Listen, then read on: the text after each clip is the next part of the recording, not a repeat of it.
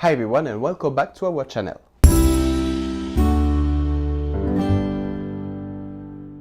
Today we will discover Saint-Estèphe appellation and wine region. So Saint-Estèphe is located in the Médoc in Bordeaux region, at the north of Pauillac, that we discovered in our previous video.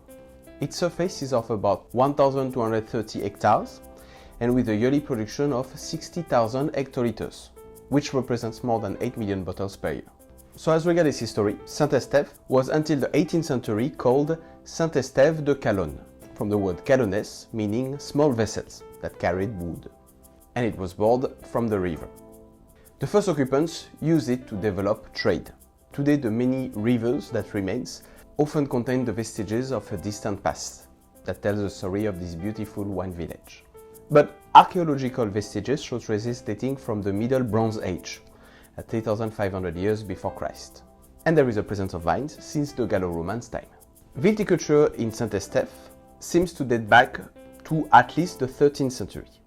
Established by the monks, it developed throughout the Middle Age.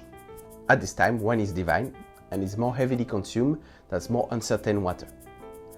Saint-Estèphe is also the passage of pilgrims to Santiago de Compostela, or Saint Jack of Compostela. During the occupation by the English, the vine kept developing and the activity of the port of Saint-Estèphe was linked mainly with the vine up to the 18th century. At the order of Henry IV to dry the swamps, which was done by the Dutch, the landscape of Saint-Estèphe changed to show mainly growing vines throughout the area, which led to the development of the viticultural domains by the rich and later on the chateaux. Saint-Estèphe appellation has 5 Grand Crus classés from the 1855 classification, so classified growth, but also some Cru Bourgeois, Cru Artisan. So for the Grand Cru classé, we have second Grand Cru classé, which are Château Cos d'Estournel, Château Montrose, 1/3 classified growth, which is Château Calon-Ségur, 1/4 classified growth, Château Lafont-Rocher, and finally a 5th classified growth, Cos Labourie. So the production of wine in Saint-Estèphe is exclusively red, using mainly Cabernet Sauvignon, with most of the time 50% of the blend, and blended with Merlot, about 40%. That can be completed with Cabernet Franc, some Petit Verdot, and sometimes a bit of Carmenère. As regards its soil, it is composed mainly of well-drained gravel hilltops to avoid too much humidity, on a clay limestone subsoil. For its climate, it is temperate oceanic, regulated by the Gironde estuary, mild and humid in winter, and hot and dry in summer. As regards the tasting profile, the wine of Saint-Estèphe are powerful, opulent, well-structured and elegant.